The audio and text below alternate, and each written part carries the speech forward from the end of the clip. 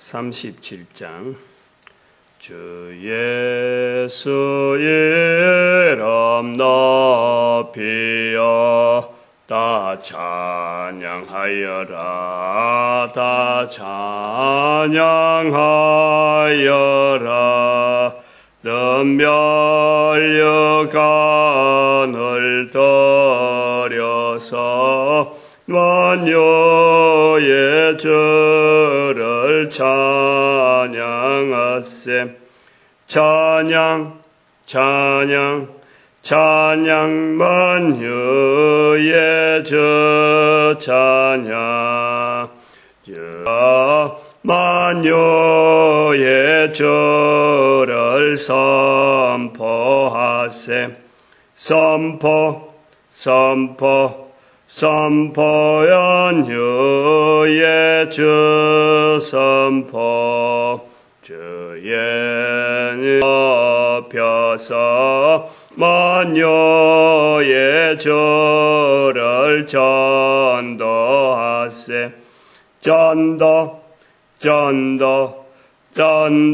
만유의 주 전도 주미 올라서 만유의 주를 정인하세 정인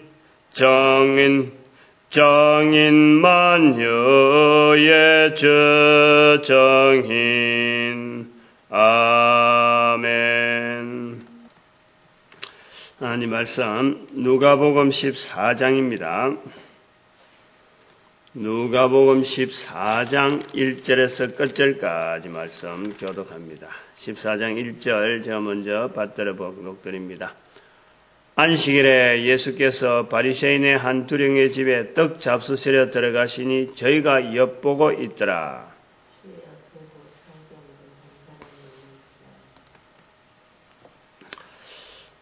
누가복음 14장에는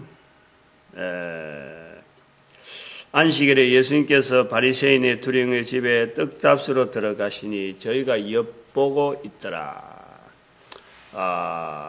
이 바리새인과 예수님 사이의 어떤 갈등적인 부분을 표현하는 그런 내용으로 시작은 합니다. 그래서 안식일에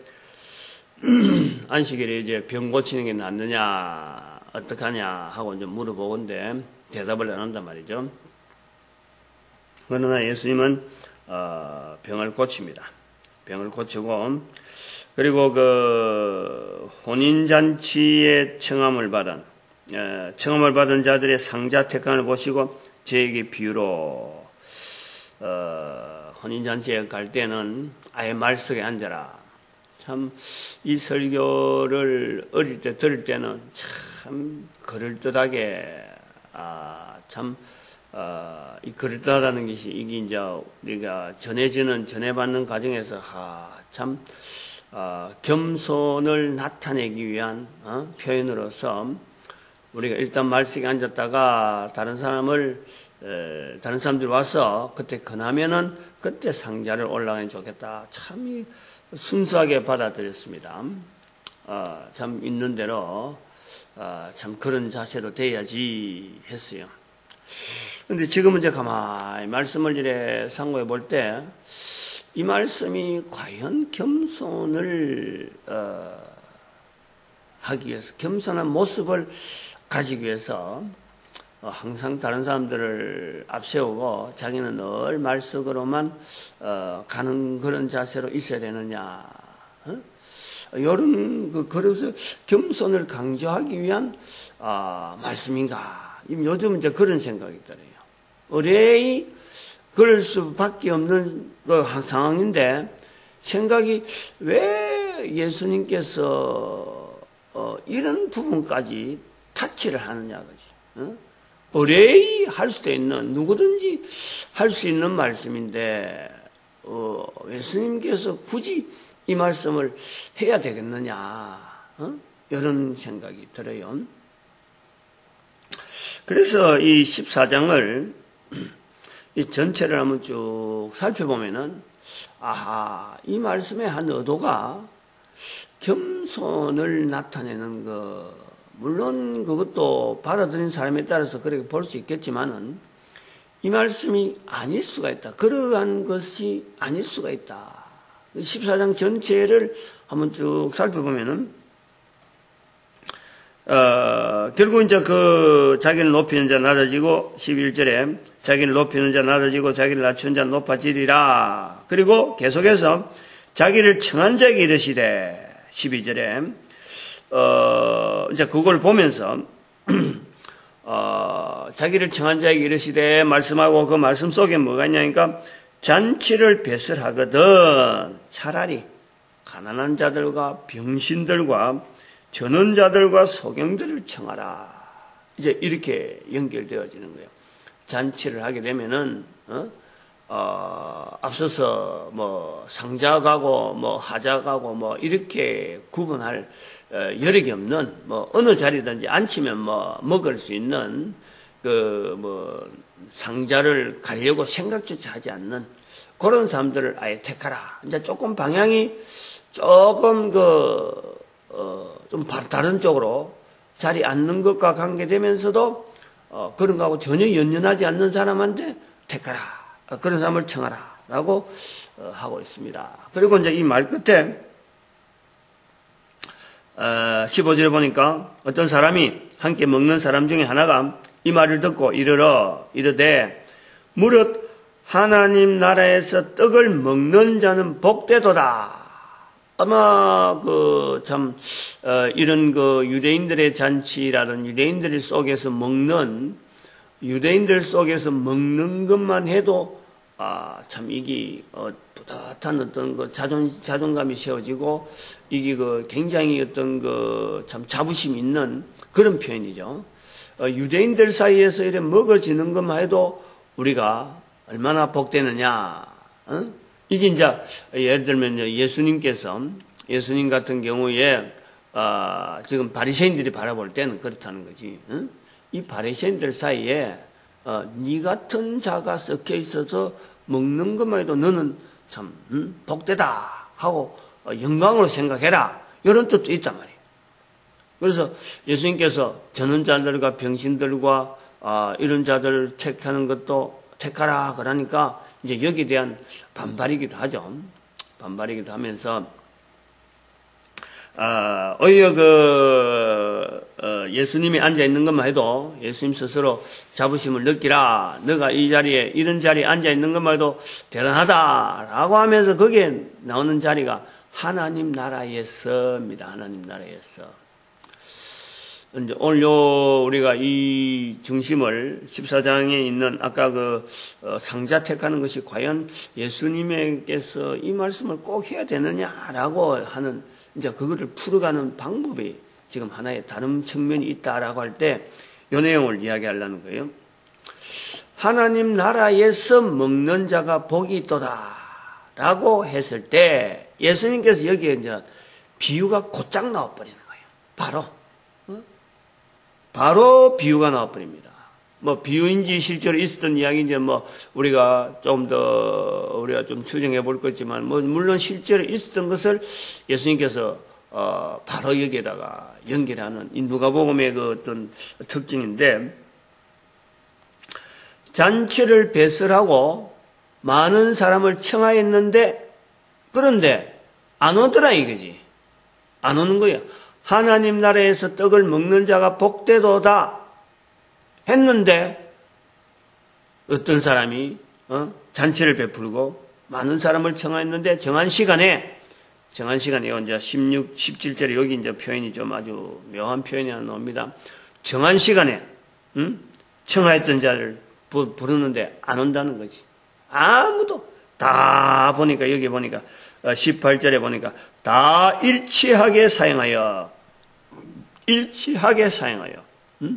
이게 딱 고의적으로 안 오는 거죠. 고의적으로. 여기는 이제 마태복음 같은 경우는 왕의 초청에 대해서 거부하는 사람들의 표현이 나오는데 그러니까 여기서 나오는 표현이 21절에 집주인이 노하여 그 종에게 이르되 빨리 시내의 거리와 골목으로 나가서 가난한 자들과 병신들과 소경들과 전원자들 이것이 말이죠. 이게 아까 그 나온 대로 13절에 나온 내용이 그대로 나옵니다. 13절에 잔치를 벼슬하거든 차라리 가난한 자들과 병신들과 저는 자들과 소경들. 여기에 그대로 21절에 예화 속에 그대로 나와요. 그러니까 대화되어지는 내용은 지금 하나로 보고 있는 거죠. 하나로 보고 있다. 장치의 상자 택함을 원하는 자들을 보고 예수님께서 말씀을 한 말씀했고, 차라리 저는 자들, 소경들, 병신들을 택하라 라고 했을 적에 어떤 사람이 하나님 나라에서 떡을 먹는 것이 복되다. 그러니까 예수님한테 네 주제를 알라. 이런 투가 있단 말이죠. 다 그러지는 않을 수도 있지만은 어쨌든 그런 투가 있다. 그래 바로 여기서 잔치를 청했는데 안 온다. 주인이 억지로라도 집주인이 거리에 나서 가난한 자, 병신들, 소경들, 전원자들을 데려오라 명했는데 그래도 자리가 남는다. 그러니까 산울가로 가서 내 집을 채워라. 길과 산울가로 나가서 이제는 초청한 사람은 관계없고 초청한 사람 강끈하여 사람이라는 사람은 보이는 대로 들라라. 그리고 내 잔치를 청했던 사람은 하나도 내 잔치를 맛보지 못하리라. 그러면서 또 24절이 끝난 것 같은데 25절에 허다한 무리가 함께 갈새 예수께서 돌이키사 이르시되 무릇 내게 오는 자가 자기 부모와 처자와 형제와 자매와 자기 목숨까지 미워하지 아니하면 능히 나의 제자가 되지 못하고 누구든지 자기 십자가를 지고 나를 쫓는 자 능히 나의 제자 되지 못하고 그리고 33절까지 넘어가면은 자기의 모든 소유를 버리지 아니하면 능히 내 제자가 되지 못하리라. 이 말씀이 이제 끝이 나는 거예요. 14장 전체. 이제 이걸 전체를 가지고 아까 처음에 시작했던 상자 택하는 것을 예수님께서 지적하는 이 내용과 제자에서 능히 내 제자가 되지 못하리라 하는 말씀까지의 이 전체 부분에서 이 말씀에 우리가 줄기를 잡으려고 하는 거예요. 천국의 하나님 나라에서 잔치, 하나님 나라에서 떡을 먹는 것, 이스라엘 백성들이 바라는 겁니다. 하나님 나라에서 떡을 먹는 것. 이것은 어찌 보면은 이스라엘 백성들이 바라는 것은 바라더라도 두 가지를 두고 바라는 것이에요. 하나는 이스라엘이라고 하는 이 나라가 계속 유지되어진다 하는 것에서 이 사람들은 천국을 지금 누리고 있는 그런 형태로 천국을 자주 이야기하는 거예요. 말하는 거예요. 근데 그 말 속에 천국이라는 데서는 참으로 파라다이스, 그야말로 우리 모든 인간들의 고난과 고민들이 다 없어지는 그야말로 그 식사를 하는 것도 굉장히 아름답고 풍족한 어쨌든 가고 싶어하는 이상향의 참 이 세상 모든 고통을 다 내려놓고 이제 거기는 즐기는 곳으로 이스라엘 백성들에게의 어떤 굳은 이상적인 국가 이런 그 뉘앙스가 있단 말이에요. 그래서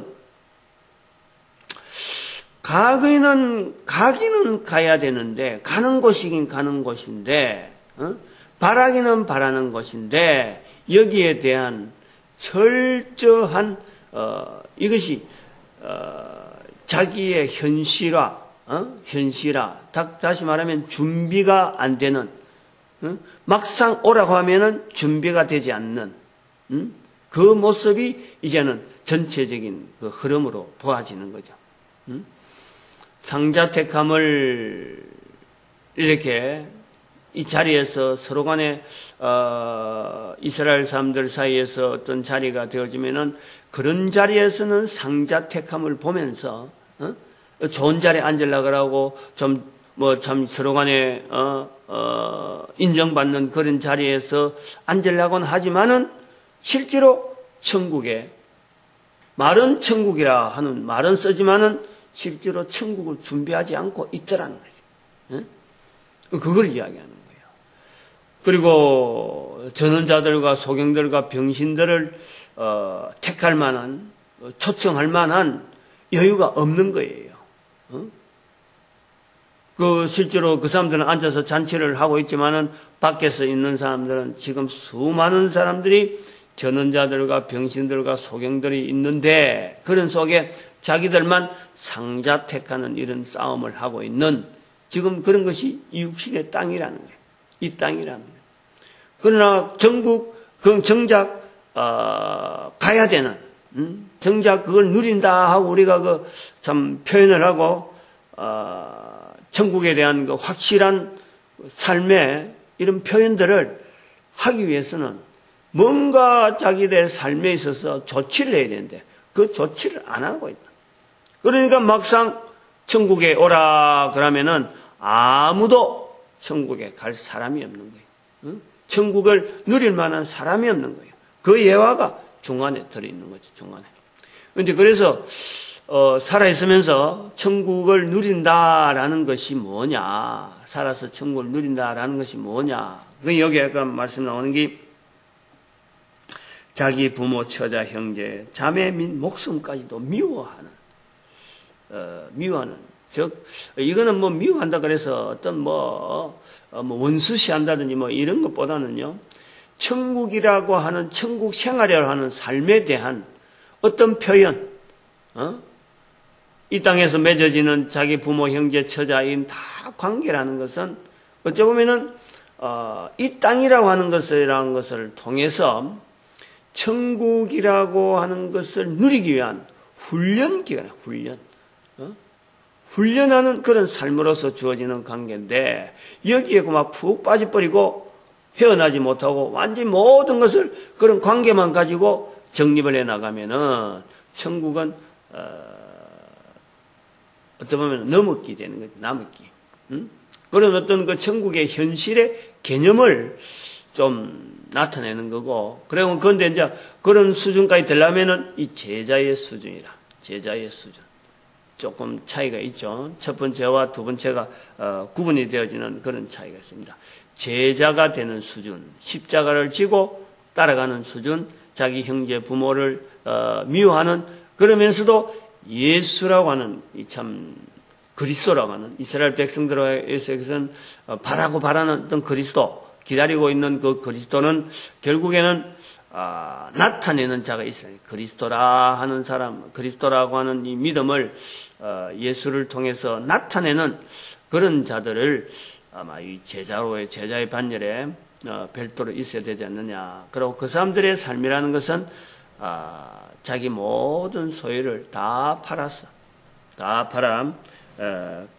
모든 소유를 다 팔아 소유를 버리지 아니하면 능히 내 제자가 되지 못하리라. 14장에 있어서의 그 큰 흐름을 그렇게 보고 있습니다. 저는 하나는 천국이라고 하는 그 하나님 나라에서 떡을 먹는 이 삶을 정작 바라고는 있지만은 그러한 삶이 실제로 나타나야 될 현장, 잔치 석상이나 식사하는 초대하는 여러 현장들 이래 볼 때 거기에 임하는 자세, 준비하는 자세, 마음가짐 그런 것에 대한 표현, 이런 그 잔치 석상에서 전원자들과 소경들과 이런 그 사람들의 이 배려, 우리가 이 땅에서 이런 삶을 살지만은 천국은 우리 결국엔 1대1인데 아무것도 일단은 들어가면은 천국에서는 모든 사람이 공유할 수 있는 그런 관계에 이 땅에서의 병신들, 전원자들, 환자들, 이런 관계라 것이 이게 다 통합이 되죠, 통합이. 그런 사람들이 없어지는 거죠, 실제로. 그게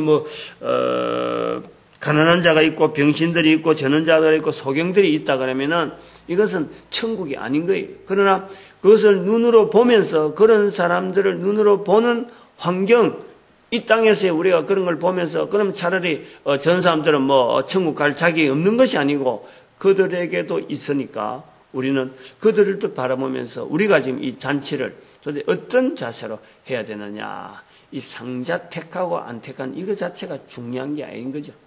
그런 것이 이 상자 택하는 이런 그 말씀에 상자 택함에 보고 너희는 높은 자리 가지 말고 아예 밑에 말석에 앉아라.